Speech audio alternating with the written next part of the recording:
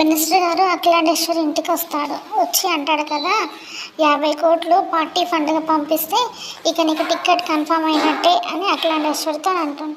అప్పుడు అఖిలాండేశ్వరి సంతోషంగా అట్లాగే మరి ఇదిగో బావగారు, ఆ డబ్బు ఏదో పంపించే ఏర్పాట్లు ఏదో చేసేయండి మరి అని వాళ్ళ బావతో చెప్తుంది అఖిలాండేశ్వరి. అప్పుడు వాళ్ళ బావగారు అంటారు కదా, అలాగేనమ్మా పంపిస్తాను అని చెప్పేసి వాళ్ళ బావగారు అంటారు. తర్వాత మ్యాగీ వాళ్ళ బావగారు అఖిలాండేశ్వరి ముగ్గురు కలిసి కంపెనీకి వెళ్తారు. వెళ్ళి వాళ్ళ బావగారు అంటారు కదా, ఇదిగో అబ్బాయి జనరల్ మేనేజర్ ఒకసారి ఇలా రా అని వెంకీని పిలుస్తాడు. అప్పుడు వెంకీ ఏంటి అని అక్కడికి వస్తాడు. వచ్చిన తర్వాత వాళ్ళ బావగారు అంటారు కదా, త్వరగా ఒక బండి ఒకటి సిద్ధం చెయ్యి, వేరే సరుకు ఒకటి ఉంది, అది ముందు దింపి రావాలి అని చెప్పేసి అంటాడు. అప్పుడు వెంకీ ఉండి వెళ్ళి ఆ సరుకేంటో చూద్దామని వెళ్ళేసరికి దాని నిండా డబ్బు ఉంటుంది.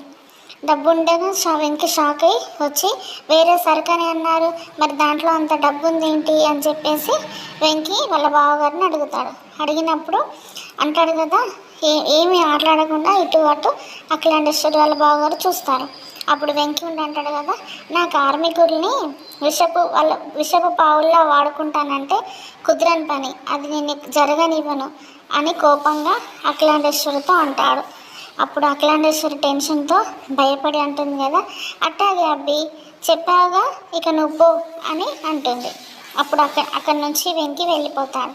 తర్వాత అఖిలాండేశ్వరి వాళ్ళ బావగారు అంటారు కదా, ఇప్పుడు ఈ డబ్బు పంపించడం పెద్ద యుద్ధం అయ్యేలా ఉంది కదా, ఎలా దీన్ని ఇప్పుడు డబ్బు పంపించడము అని అంటుంటే అప్పుడు మ్యాగీ ఉండంటది కదా, నేను వెంకికి తెలియకుండా ఏ అనుమానం రాకుండా తెలివిగా ఆ డబ్బుని నేను దాటిస్తాను మమ్మీ అని చెప్పి మ్యాగీ అంటుంది.